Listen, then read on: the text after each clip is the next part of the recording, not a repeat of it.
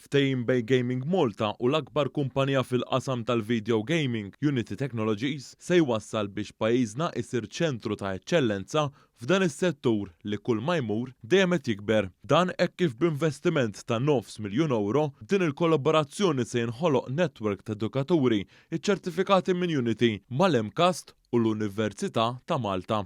B'dan l-investiment se jkunu qed igawdu 400 student li se jkollhom ċertifikazzjoni minn Unity.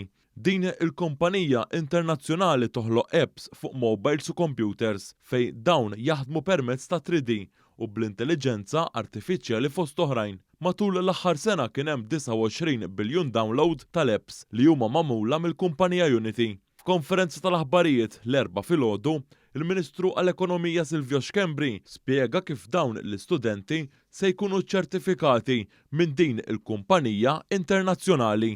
Il-Ministru Silvio Xkembri qal kif lan ta' dan iċ-ċentru ta' eċċellenza huwa li jkun sostnut kabbir fil-qasam tal-video gaming u l-media diġitali.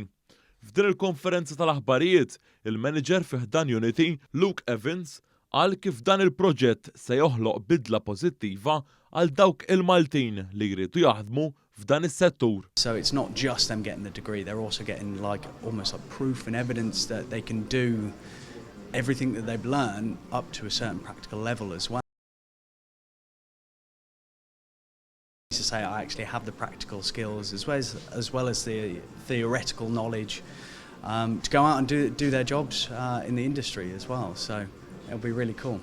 Il-kap tal-operat ta' Gaming Malta, Ivan Filletti, għal kif din il-ħidma fuq dan il-proġett sar fi żmien 9 xhur. Għal kif pajjiżna qed isir l-epiċentru ta' dan is-settur anke permezz taċ-ċentru l-ġdid li ġie inawgurat f'Novembru li għadda bl-isem ta' Basecamp. Filletti innota kif dan iċ-ċentru diġà bdew jiftħu l-ewwel startups. Il-Ministru Silvio Xkembri spjega li 20 lettur se jkunu qed jiksbu dan iċ-ċertifikat minn Unity.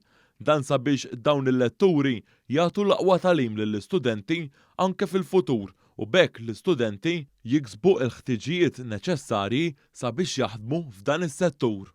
Dan huwa pass importanti li rridu naraw li mhux biss inkomplu nkabru l-ekonomija u nattiraw ukoll kumpaniji, iżda x-xewqa tiegħi wkoll hija li nara li dawn l-opportunitajiet tkun kemm jista' jkun gawduti wkoll mill-Maltin. Kien għalhekk li investejna aktar minn €900,000 sabiex ġibna il-Unity Certification għal dak kollha li jkunu qed jagħmlu dat tip ta' kors li jista' jkunu certified minn Unity.